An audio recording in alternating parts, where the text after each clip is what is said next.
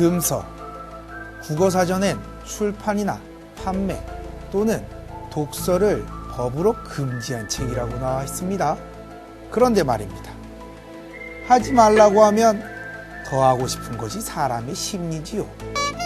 한때는 금서로 지정된 책이 오히려 잘 팔렸다는 이야기도 있는데요. 조선시대의 금서, 어떤 책일까요?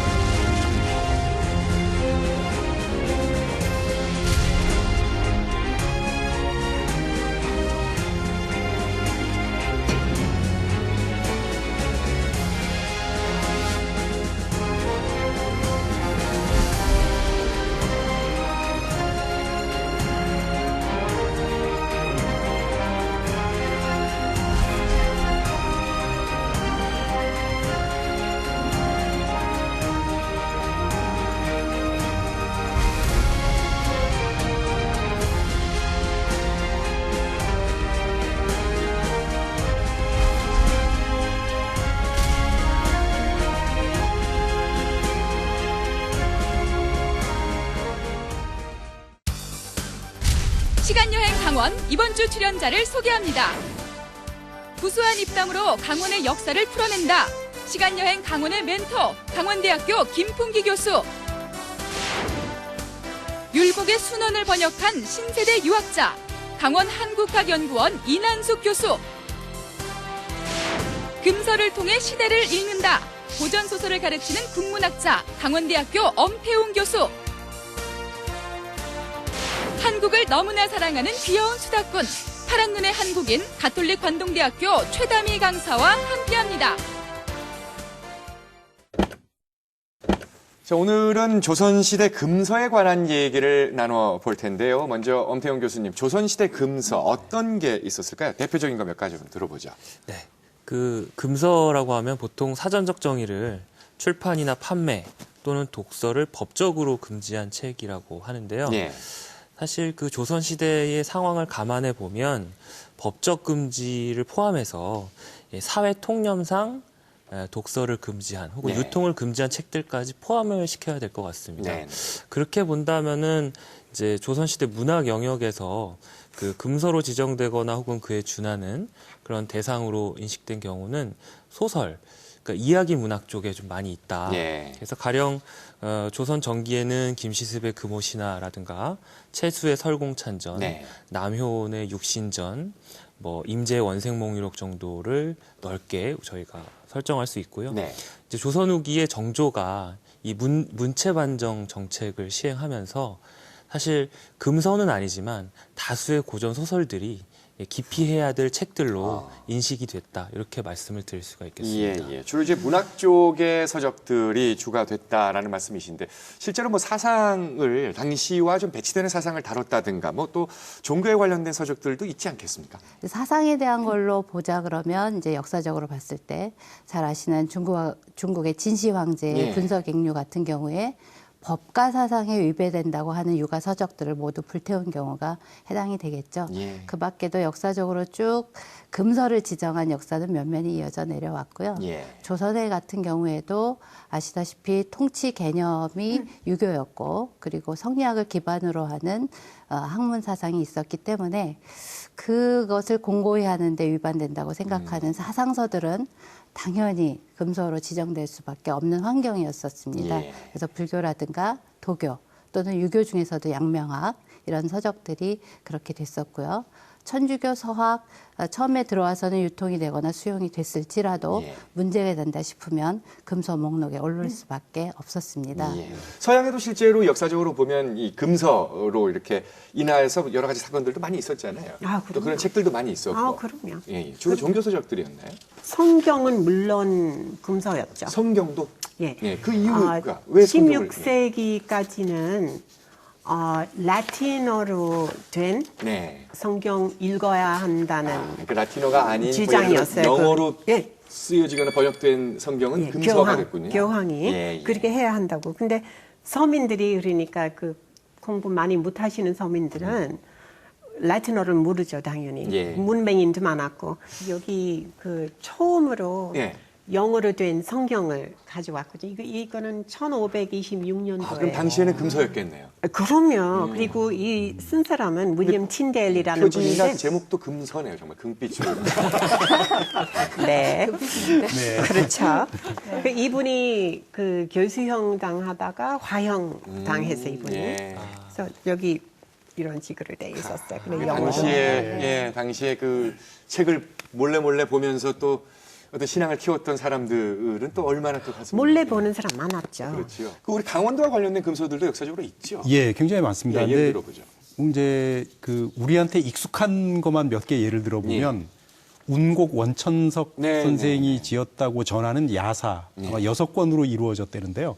뭐 그런 것도 있고 또 매월당 김시습 선생이 쓴 이제 금오신화도 후기에 와서는 국가가 금하지는 않았지만 이제 사회 통념상 별로 장려하지 않았던 이런 것이었고 또 널리 알려진 뭐 율곡 선생께서도 그 노자를 그 해석한 순원이라고 하는 책을 쓰신 바 있는데 사실 조선 시대에서는 노자를 그렇게 유학자가 열심히 하는 거는 그렇게 뭐 긍정적이지 않은 것이었고 또 그 허균 같은 경우는 그 자신이 영모죄로 처벌을 받았기 때문에 허균의 글 자체가 금서였죠. 뭐 이런 식으로 굉장히 많습니다. 지금 말씀만 들으면 조선시대 금서 중에 상당 부분을 우리 강원의 역사 인물이 차지하는 것 같아서 그렇습니다. 예. 오늘 시간여행 강원이 이제 금서를 주제로 하고 있습니다만은 이 프로그램의 프로듀서인 김주윤 PD가 이 금서 또 청소년 시절부터 19금서를 참 많이 애호했던 그런 PD입니다. 그래서 오늘 표지가 빨간 책이죠. 저는 못 봐서 잘 모르겠습니다만 네, 그렇다는 소문이. 우리 담당 PD가 19금서를 아주 즐겨봤던 얘기를 들었습니다만 저희 제작진이 준비한 금서와 관련된 자료화면이 있거든요. 함께 보시고 또 얘기 나누겠습니다.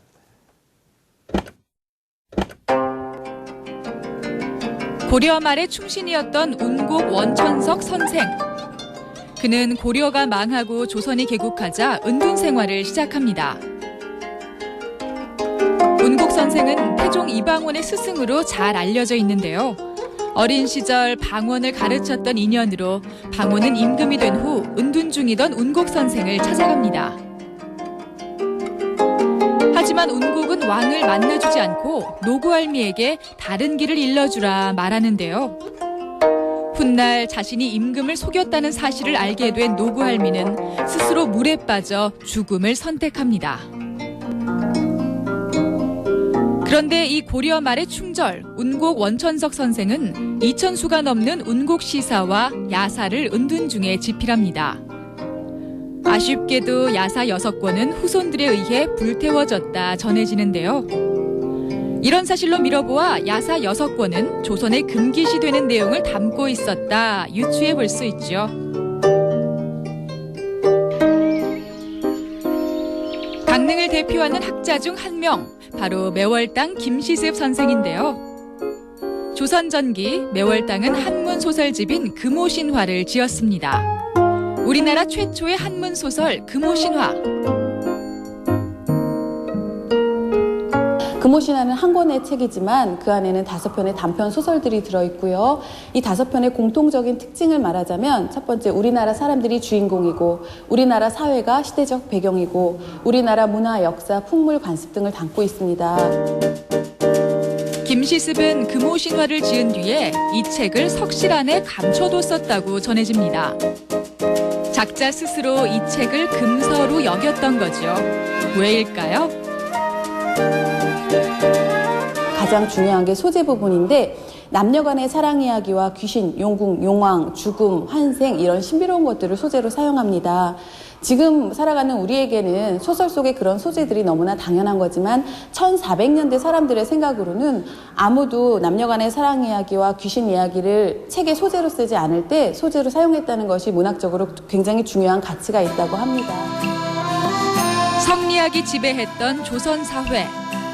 금오신화가 담고 있는 파격적인 내용은 매월당이 보기에도 널리 알리긴 어려웠을 겁니다.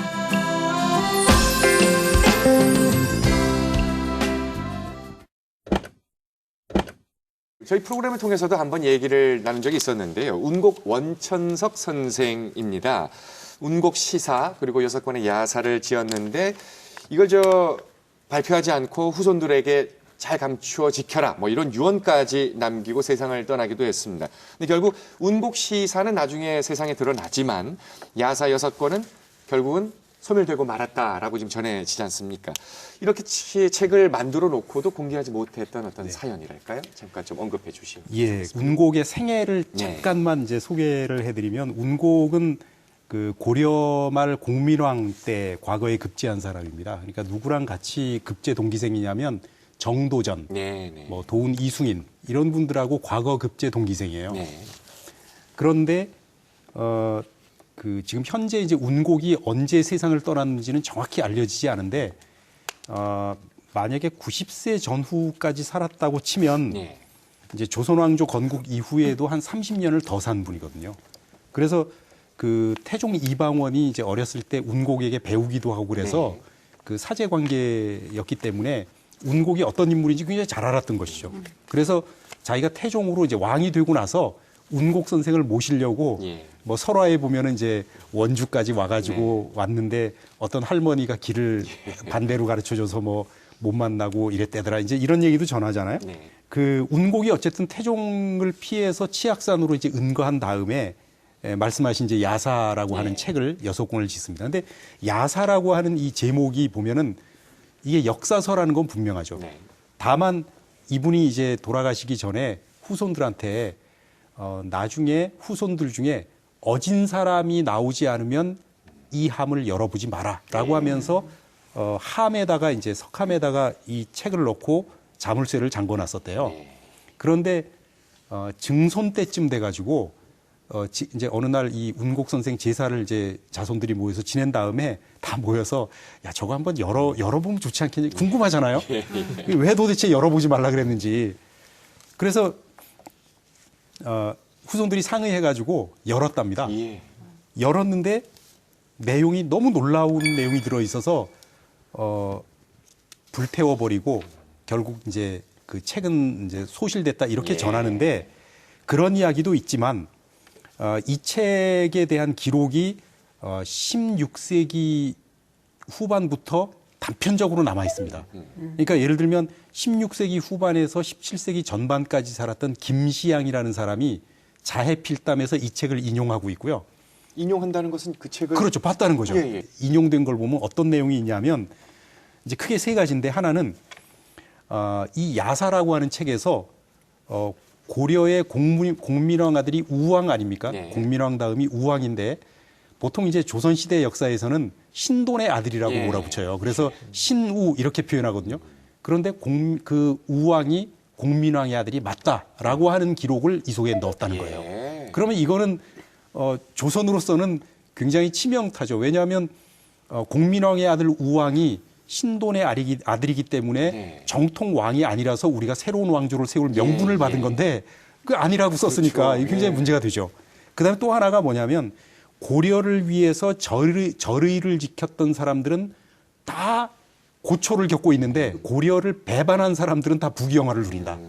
또 하나가 뭐냐면 양촌 권근이라고 하는 분이 있습니다. 이 권근이 이제 그 태종을 도와서 그러니까 이성계 때부터 이제 물론 활동을 했습니다마는 태종을 도와서 굉장히 그 조선 문화를 건설하는 데 앞장섰던 사람인데 양촌 권근이 의리를 말하고 있는데 과연 그 사람이 의리 얘기할 자격이 되냐. 뭐 이런 내용이 들어있었다. 이렇게 크게 단편적인 기록을 모아보면 그런 내용이 들어있었어요.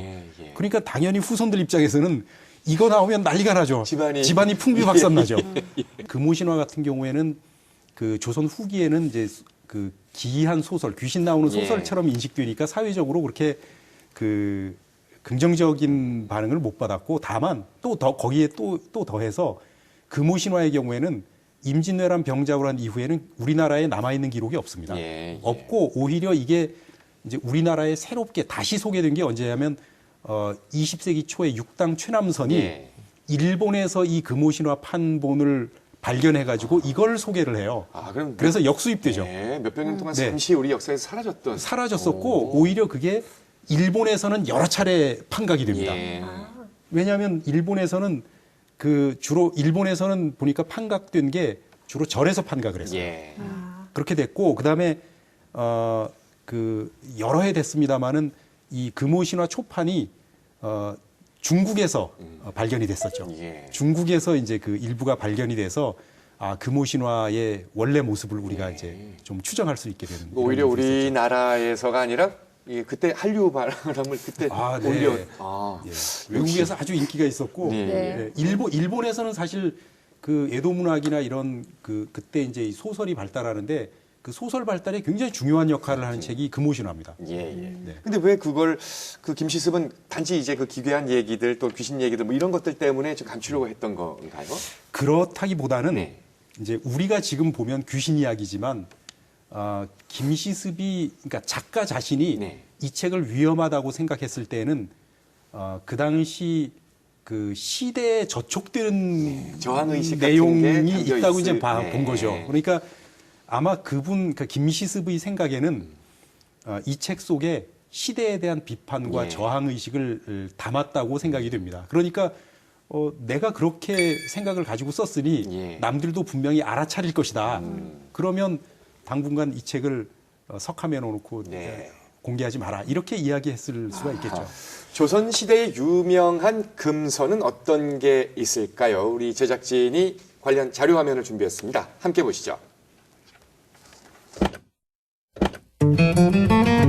지금으로부터 20년 전 조선시대 문신 이문건의 일기책 국제일기를 조사하던 중 뒷장 이면에서 발견된 설공찬전.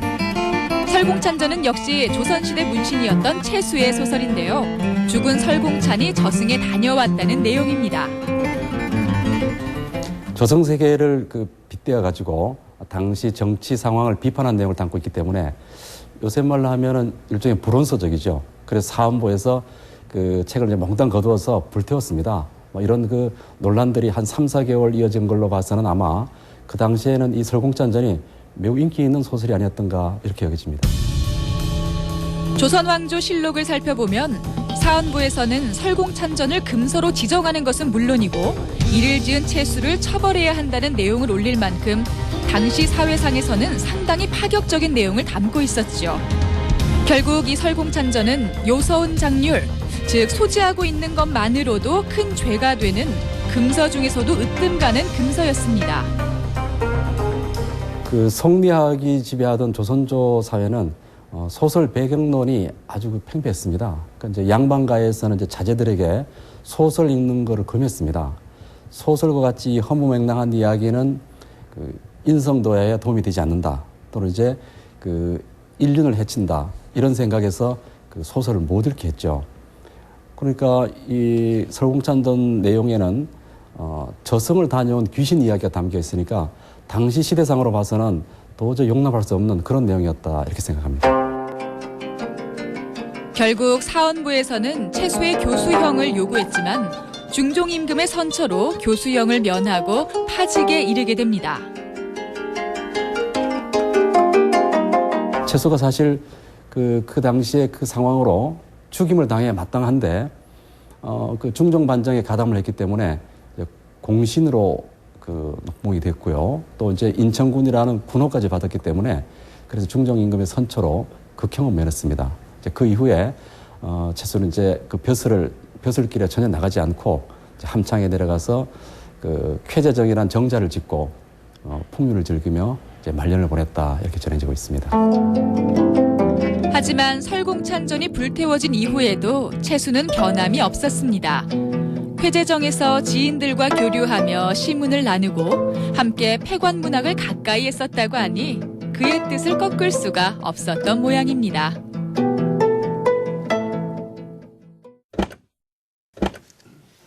조선시대 대표적인 금서 채수의 설공찬전입니다. 설공찬전을 지은 채수를 왜 탄핵하고 또 교수형까지 쳐야 된다고 이렇게 주장을 했을까요?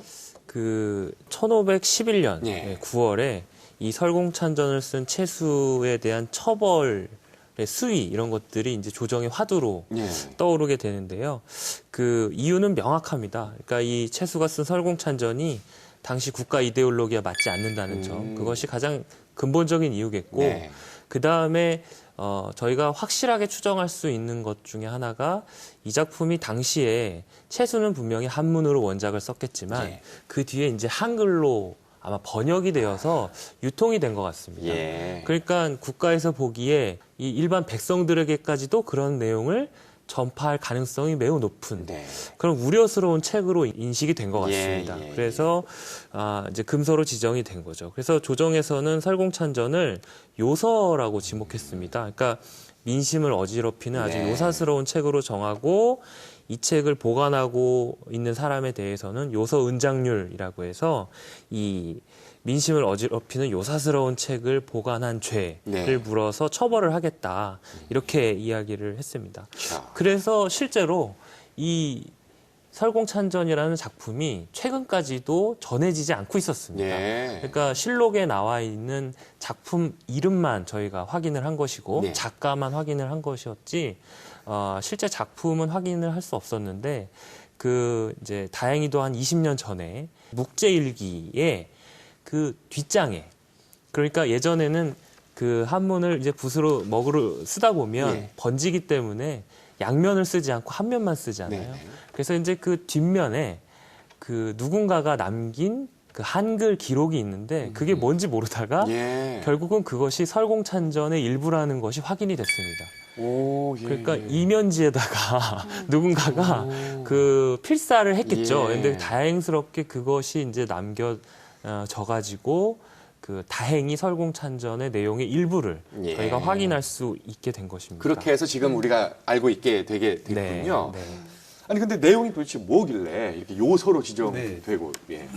요자 들어가면 일단 귀신 생각나지 않으세요? 귀신 생각나면서 관심이 생깁니다. 궁금해지고 뭘까?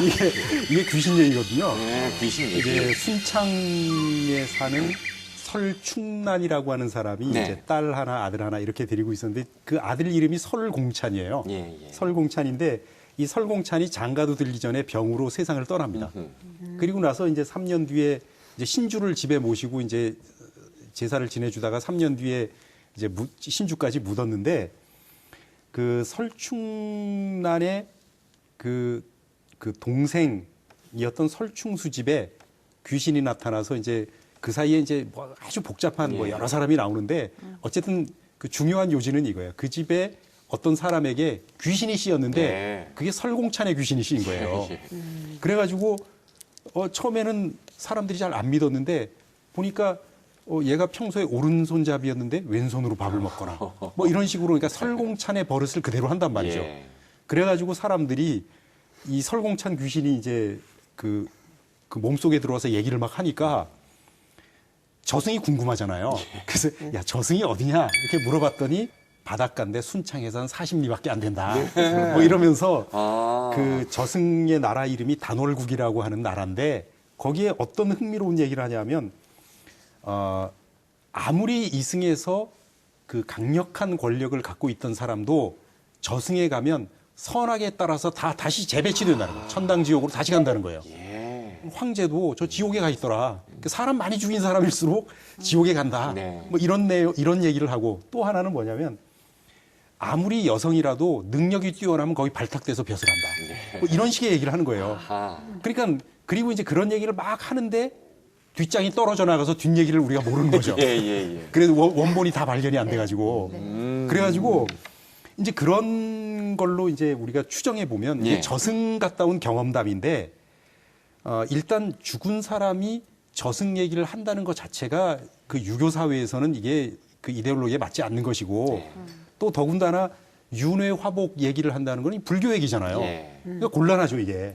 그다음에 그 거기에 나오는 게 약간 왕권 모독 같은 것도 그러네요. 있잖아요. 예. 뭐 지가 아무리 왕이지만 야 저 갔더니 다 지옥 가더라. 뭐 네, 이런 네. 얘기를 하거나 아니면 특히 그 여성이라도 뛰어난 능력이 있으면 다 발탁된다. 네, 이거는 네. 유교 국가가 지향하는 바와는 좀 맞지 않는단 말이죠. 이제 그런 건데 이런 아주 곤란한 내용들이 들어있는 책을 예. 채수라고 하는 고위 관직자가 네. 고위 관료가 나서서 써갖고 이게 유포시키니까 문제가 되는 거죠. 물론 이제 채수 입장에서는 내가 이게 거짓말을 쓴 게 아니고 실제 순창에 사는 설공찬이 진짜 얘기다. 이렇게 얘기를 하지만 국가 입장에서는 굉장히 곤란하죠. 이게 풍기문란뿐만 아니라 이게 왕권 모독도 들어있고 예. 뭐 온갖 이야기가 다 들어있으니까 이게 문제가 되는 거죠. 네. 채수가 궁금하네요. 이분은 뭐 개혁가입니까? 뭡니까? 채수는 상층 사대부 문인임은 확실한데 사실 그 당시 일반적인 상층 사대부 문인과는 좀 다른 지향을 보였다. 이렇게 간단히 말하면 이렇게 말씀을 드릴 수가 있을 것 같습니다. 예. 채수 같은 경우에는 일단 이제 말년에 은거하면서 폐관 소설이라든가 허구, 환상, 귀신에 대한 이런 문제들에 대해서 예. 상당히 관심이 많았고요. 또 주변에 학문적 동지라고 할 수 있는 인물이 바로 허백당 성현입니다. 근데 이 성현이 저희가 잘 알고 있는 악학괴범, 네. 그다음에 용제총화 같은 책을 저술한 인물입니다. 예. 악학괴범은 뭐 너무나 잘 아실 거고요. 용제총화 같은 경우도 이른바 필기 잠롱류의 예. 집대성이다 이렇게 말씀을 드릴 수가 있는데 다양한 산문 양식을 활용해서 일상적인 이야기들부터 뭐 어떤 일정한 사유를 담고 있는 이야기까지 예. 폭넓게 담고 있는 책입니다. 그래서 이렇게 박학다식하고 예술가적인 기질이 있는 성현과 채수가 가까웠다는 점, 이것을 저희가 한번 고려해 볼 필요가 있고요. 그 다음에 이 채수의 사위 중에 한 사람은 용천 담적기를 쓴 김한로입니다. 예. 근데 이 용천 담적기도 결국은 야담설화집이거든요. 그러니까 사위도 이런 이야기들에 상당히 많은 관심이 있었다. 이렇게 볼 수가 있고 채수 본인도 지금 남아있진 않지만 촌중비어라는 책을 썼습니다. 그리고 아까 말씀드린 성현이 촌중비어의 서문을 썼는데 거기서 이 성현이 채수를 일컬으면서 학문적인 깊이도 있지만 이렇게 일상적이고 경험적인 사실들에 대해서도 많은 관심을 기울이고 있다. 그러면서 칭찬을 합니다. 예. 결국 이렇게 봤을 때 채수는 당시 사대부 문인들과는 좀 다르게 상당히 열려있는 사람이었고 그래서 조정에서는 그렇게 좋은 평가를 받지는 못했던 것 같습니다. 그래서 능력은 뛰어나지만 좀 자유분방하고 좀 그런 성향이 강한 인물로 그렇게 기억이 됐던 것 같습니다. 근데 채수가 임금하고는 사이가 괜찮았어요. 그래서 실록에 보면은 처음에 신하들이 막 이 사람 처벌합시다 이럴 때 임금이 아니 뭐 그렇게까지. 근데 심지어 이 젊은 이 관료들 같은 경우에는 이런 책을 쓰는 사람이 고위관직에 있는 건 문제 있으니까 이 사람 사형시킵시다. 아주 험하게 나왔어요. 근데 아니 뭐 책 썼는데 이게 가짜도 아니고 실제 있었다는 사실을 썼다는데 뭘 그걸 가지고 이러면서 왕이 이게 보호를 해주거든요 처음에. 그러다가 이게 이제 논쟁이 막 격화되니까 결국 관직을 뺏는 것에서 이제 이거 마무리를 짓고 마는데 그럴 수밖에 없는 게 채수가 중종반정이 일어났을 때 공신이었거든요. 물론 본의 아니게 그렇게 됐어요. 본의 아니게. 왜냐하면 사위 중에 이제 아까 김한로 얘기도 나왔지만 김감이라는 사위가 있는데 이 김감이라고 하는 사위가 반정에 이렇게 가담했던 사람이거든요. 근데 가담했을 때 그쪽 세력에서 가만히 보니까 채수를 참가시키면 좋겠단 말이죠. 왜냐하면 꽤 고위관직에 있는 사람인데다가 어떤 사람들은 싫어했지만 또 대체로 신망도 사람이 그런 대로 이렇게 넓게 알고 그러니까 야, 저 사람을 우리 편에 끼면 좋겠다. 근데 만약에 얘기했다가 싫은데 이러면 탄론하잖아요. 그래서 사위를 보내가지고 야, 어떻게 좀 해봐라. 그랬더니 당연히 안 하겠다 그러죠. 그러는 걸 사위가 중종반정 거사를 일으키기 바로 전날 밤에 가가지고 장인어른하고 둘이 앉아서 술을 마십니다. 술을 완전히 마셔서 취하게 만든 다음에 아침에 일어나 보니까 반정 세력 쪽에 자기가 와 있고 이미 반정이 성공한 거예요. 그래서 얼떨결에 이 반정 공신이 된 이게 저 집안에서는 뭐라고 생각하실지 모르겠습니다만 오해 없으시기 바랍니다. 이 기록이 있기 때문에 이제 그렇게 된 겁니다. 그래서 그런 걸 보면 이분이 어쨌든 성품도 비교적 원만하고 또 많은 사람들에게 좀 이렇게 신뢰도 받았고 또 이제 아까 엄 교수님 말씀처럼 이야기를 되게 좋아했던 사람 같아요. 그러니까 우리가 요즘도 그렇잖아요. 귀신 얘기 들으면 얘기 좀 해봐 이러면서 아마 그런 걸 굉장히 좋아해서 이야기를 듣고 기록으로 많이 남겼던 분 같아요. 예. 그러니까 그게 문제가 됐겠죠. 오늘날에 이분이 사셨으면 지금 뭐 이회수 선생 정도의 어떤 많은 팔로워를 좀 거느리는 트위터를 하고 계시지 않을까 싶은데 금서와 관련된 얘기 오늘 나누고 있습니다. 저희 프로그램 제작진이 이 다양한 금서와 관련된 자료 화면을 준비를 했습니다. 또 함께 보시고 또 얘기 나누겠습니다. 강릉 오죽헌. 이곳은 조선 중기의 유학자이자 정치가인 율곡 이이의 숨결이 살아있는 곳입니다. 우리나라 유학의 성현으로 받들어지고 있는 율곡 이이. 그런데 이러한 유학자 율곡이 순원이란 책을 지었으니 당시 조선 사회에서 큰 화제가 되고도 남았을 겁니다. 왜냐하면 순원은 노자가 쓴 도덕경의 주석서였기 때문이죠. 율곡 선생은 여러분이 아시다시피 성장 과정에서 많은 어려움을 겪고 특히 16살의 어머니 신사임당이 별세를 하시니 3년 심효를 마치고 계모설하에서 여러 가지 어려움 때문에 잠시 금강산에 들어가서 불경을 잃게 됩니다. 이 일이 뒤에 두고 육아에서 관리 선비 생활을 하는데 많은 어려움을 겪게 되죠. 한편 노자도 초나라 사람으로 주나라에서 벼슬살이를 하다가 다른 데로 옮겨가면서 여러 가지 곡절을 겪게 됩니다. 그래서 서로 그 비슷한 처지에서의 사상적인 이제 공통점을 발견하게 되죠. 도덕경은 도가의 창시자인 노자가 주나라에서 관직 생활을 하다가 서방으로 옮겨가던 중 지은 책인데요. 사실 조선 사회에서는 크게 환영받지 못했던 책입니다. 조선이란 나라는 주자학이 사상적인 기반이 됐는데 이 주자학은 다른 사상에 대해서는 배타적이었기 때문이죠. 이러한 연유로 율곡 선생이 순원을 집필할 당시 이를 우려하는 사람들도 많았었다고 합니다. 그 구봉은 조금 출신이 조금 이제 그 조선 사회에서 반상에서 그렇게 정통파는 아니지 않습니까? 이제 그런 점에서 율곡과 같이 교류를 하는 중에 또 율곡도 입산했다가 나온 여러 가지 동병상련의 면이 있는데 율곡이 거기다 도덕경까지 손을 대니까 염려가 되니까 그거 안 하는 게 좋겠다. 이제 이렇다는 일화가 있습니다. 결국 순원은 숨겨진 채 전해 내려오는데요. 율곡의 사위인 김집이 직접 필사한 순원은 그의 후손들이 보관하고 있었습니다. 이를 충청도 관찰사 홍계이가 얻게 되면서 세상에 드러나죠. 그 율곡 선생의 순원이 오늘날 이 밝혀진 것은 홍계이 선생 때문이죠.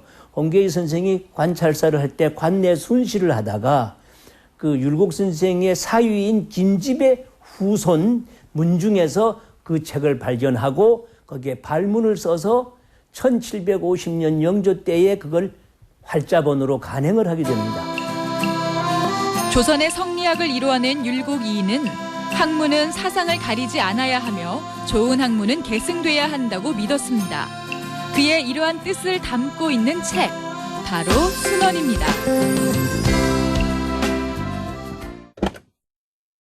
유학자들 입장에서는 이제 노장 사상은 일종의 좀 금기처럼 여겨질 수도 있는 것인데 우리가 잘 아는 또 우리 강원이 자랑하는 세계적인 유학자 율곡 선생께서 노자에 관한 주석서를 냈다라는 겁니다.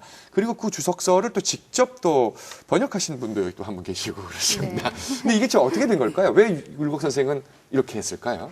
네, 율곡 선생님께서는 조선 중기의 대석학이시고 네. 그리고 이조판서서부터 대제학까지 중요한 관직을 두루 섭렵하셨기 때문에 그분이 이단으로 정해져 있었던 노장사상 계열의 책을 읽고 책까지 저술했다고 생각하는 건 지금도 의문이죠. 네. 사실은 그랬지만 정말 저술을 하셨는데요.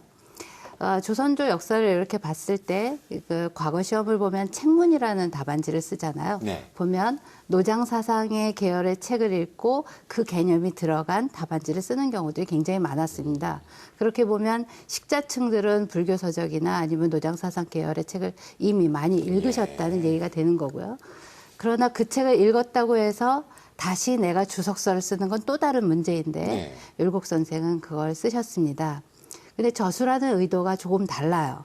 어떻게 다르냐면 이미 되어 있는 노자 도덕경을 그대로 주석한 게 아니라 그 안에서 5분의 3 정도는 버리고 5분의 2 정도만 취하십니다. 그래서 그것을 다시 문장별로 재배치를 해서 자신의 의도에 맞는 글로 새로 만들어내신 게 순원이라는 책입니다.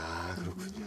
순원 그러면 이제 제목이 언뜻 무슨 뜻일까 싶을 거예요. 책 제목부터 조금 말씀드리자면 그 순자가 아주 잘 익은 물타지 않은 술이라는 순자예요. 좀 묘하죠? 예. 그것의 내용 안에 들어가면 잘 익었다는 의미하고 그다음에 순이라고 순박하다라는 말이 들어있습니다. 그러니까 순원이라는 책은 질박하고 순수하면서 잘 익은 말씀만 모아놓은 책이다. 이런 책이 됩니다. 가장 근기가 높은 선비, 그러니까 학문적으로 유가나 도가의 서적들을 많이 읽은 수준이 높은 사람을 대상으로 내가 쓰니 그 중간 이하는 읽기가 좀 어렵겠다라는 말을 적어 놓으시면서 순정하고 의미가 있다. 이 말과 함께 성인의 글, 그러니까 유가사상서가 아니라고 하더라도 읽어볼 만한 내용이 많고 분명히 성찰할 부분이 있다라고 저술 의도를 밝힙니다. 조선시대에는 뭐 사문난적으로 몰려서 이렇게 목숨까지 내놔야 되는 인물들 많이 있었잖아요. 사문난적 사건은 조금 다른 특색이 있기는 한데요. 일단 사문난적이 유가사상에 반하는 글을 써서 세상을 어지럽힌 도적이다. 이런 뜻을 가지고 있잖아요. 그러면 원래는 유교 사상에 반하는 도교나 불교 사상서를 써야 되는데 조선 중기쯤 가게 되면 성리학이 좀 더 굳건화되고 심층화되는 추세를 보입니다. 그러면서 많은 논변들이 일어나게 되죠. 예속 논쟁서부터 논변이 일어나니까 너와 나가 다른 생각을 하는 당쟁 당파가 첨예하게 일어나서 좀 양상이 달라지고요. 그리고 양난 이후에 이제 임진왜란 병자호란 이후에 국가 체제를 좀 더 완고하게 만들고 싶은 거와 맞물려서 도교나 불교가 아니더라도 유학 내에서 주자와 다른 해석을 하는 학자를 핍박하는 도구로 사문난적이 쓰입니다.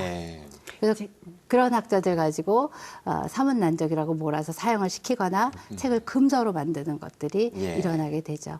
천주교와 관련된 교리서는 무조건 뭐 이렇게 박해를 받고 금소로 지정당하고 관련된 여러 가지 천주교 박해 사건들이 계속 이어지잖아요. 네, 천주교는 이질적이죠. 많이 이질적이었고 그 전에 유불도는 우리 면면이 이어져 내려오는 사상에 속했었기 때문에 어느 정도 이해되거나 또 핏줄에 흐르는 것도 있었다고 볼 수 있습니다. 조선 후기가 되면 이제 천주교에 대한 박해가 심화되긴 하는데요.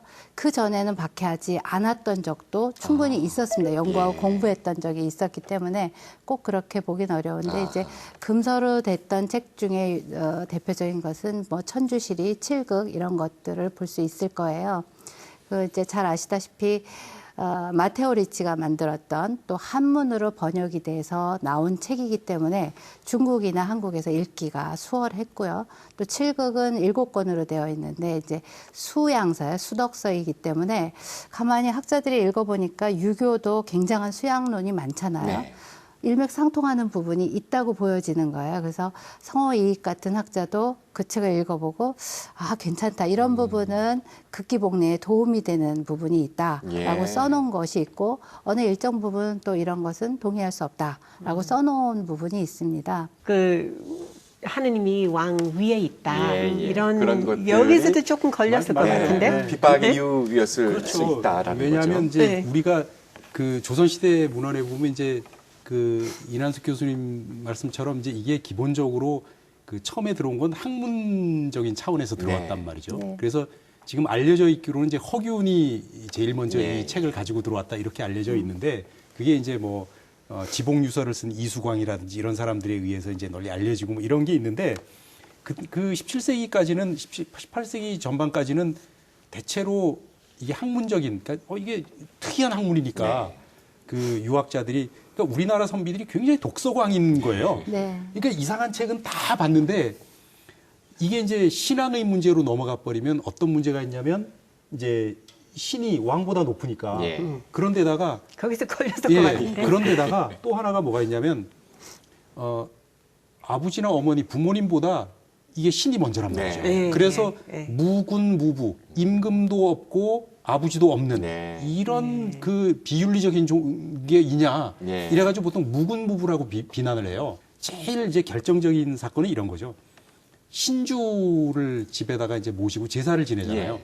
그러나 서학에서는 이게 우상숭배니까 그렇죠. 없어야 된단 말이에요. 네. 세상에 신주를 없애는 놈들이 이게 인간이냐 이렇게 돼가지고 이게 이제 신앙의 문제로 넘어가면 완전히 다른 양상이 달라져 버립니다. 예, 예.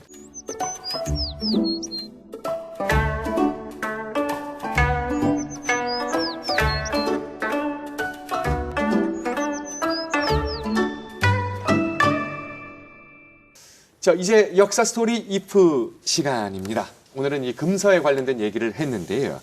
오늘 가정은 이런 겁니다. 예전엔 금서였는데 내용이 참 좋아서 이것만큼은 뭐 내가 가르치는 학생이나 제자나 아니면 자녀에게 꼭 읽으라고 권하고 싶은 책이 있다면 뭐 어느 시대 어느 책이든 좋습니다. 먼저 성함은 이제 영화배우 엄태웅 씨와 같은데 막상 이미지는 또 영화배우 김호진 씨와 비슷한. 그러네요 정말 그렇죠. 비슷하네요. 네, 특히 카메라 보고 한번 웃어주시면. 네. 엄태웅 교수님은 어느 시대 어느 책을 한번 권하고 싶습니까? 일단 저는 먼저 금서는 다 읽었으면 좋겠다. 이게 기본이고요. 무슨 금서든 네, 간에. 금서로 지정된 것들은 분명히 충분한 매력을 갖고 있다. 저는 그렇게 예. 생각을 하고요. 근데 이제 제가 하나 추천드리고 싶은 책은 네. 금서로 지정은 안 됐지만 조선 당시의 성리학적 관점에서 봤을 때 네. 충분히 금서였을 수 있는 작품 김만중의 구운몽을 추천해드리고 싶습니다. 예. 구운몽은 이제 저희가 일반적으로 알려진 것은 이제 환몽구조 네. 그리고 뭐 세속적 부귀공명의 허망함 이런 것들이지만 인간의 삶에 대한 가치도 어느 정도 인정하면서 또 세계에 대한 상대주의적인 관점 예. 그러니까 어떤 것이 옳고 그르고 무엇이 선이고 악이고 이런 것들을 이분법적으로 구분하지 않는 상당히 뭐랄까 열려있는 시각을 가지고 있는 작품이라고 생각하기 때문에 뭐 금서는 아니지만 네. 저희가 가지고 있는 그 구운몽에 대한 선입견을 독서를 통해서 넘어설 수 있고 또 더 확장된 시야를 가질 수 있을 것 같아서 추천을 드립니다. 예. 네. 자, 최다미 교수님은 어떤 시대 어떤 책을 권하고 싶으세요? 저는 세계가 그 군본주의자 이슬람 정상적인 회교도들도 네. 그런 분들 때문에 고생 많이 하고 있는 것 같아요. 예. 그래서 이전에 그 악마의 시라는 네. 살만 루시디. 예, 그분 그 소설인데 그게 이민자에 대한 소설이었거든요. 네. 그러니까 인도에서 영국으로 이민 가는데 그 회교에 대한 어떤 토론을 같이 하는 거예요. 그 토론에 대해서 이란에서 아야톨라 허메니가 그거는 이슬람 그 지적하는 거다. 네. 신성 모독이다. 예, 네, 모독이다. 그렇죠. 그래서 파트와 내린 거예요. 파트와 내린 거는 회교도이면 이슬람 죽여도 된다는 예. 얘기예요. 그래서 제가 이런 사고 방식 앞에서 우리가 너무 약해지면 안 된다고 생각해요. 정말. 갑자기 커 보이십니다. 자, 이번엔 이난숙 교수님은 어떤 책으로 가볼까요? 네. 좀 죄송스럽지만 제가 번역한 책을 소개해도 될까요? 네, 안죄송. 네, 아까 말씀드렸던 순원을 한번 율곡이 권해드리고 선생님. 네. 싶습니다. 왜 그러냐면 이유가 있는데요. 우리는 도덕경은 굉장히 많이 읽습니다. 노자 도덕경 알고 거의 외우다시피 하시는 분도 많은데 율곡 선생님께서 그 안에서 가장 순정하다고 좋다고 생각하는 글만 모아놓은 순원은 아시는 분이 예. 거의 없고요. 저도 대학원 가서야 수업 시간에 처음 접했으니까 많은 분들이 모르고 계실 거라고 생각해요. 그래서 네. 예전에 선조들이 도덕경을 어떤 방식으로 읽었는지, 그중에 순정하다고 뽑아놓은 글은 정말 그런지, 또 지금 현대에 어느 정도 이것을 가지고 실생활에 사용할 수 있는지도 한번 보시고요. 그리고 집안의 대대로 우리 선조가 이런 생각을 하셨다는 걸 물려주시면 네. 어떨까 싶은 생각이 있어서 수런을 예. 권해드립니다. 네. 여러분도 이왕이면 이난숙 번역본으로 네네. 서점에서 찾으시면 꼭 그렇지는 되겠습니다. 않습니다. 네, 다른 분도 번역이 있습니다. 네, 율곡이 선생의 순원을 추천해 주셨고요.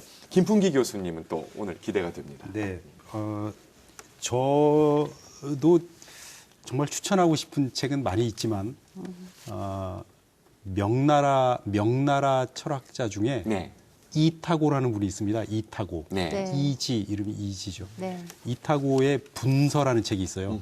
분서갱유할 때 그 분서입니다. 네. 말하자면 자기가 책을 써놓고 책 제목을 이 책은 불살라버려야 될 책. 이렇게 네. 제목을 붙인 거죠.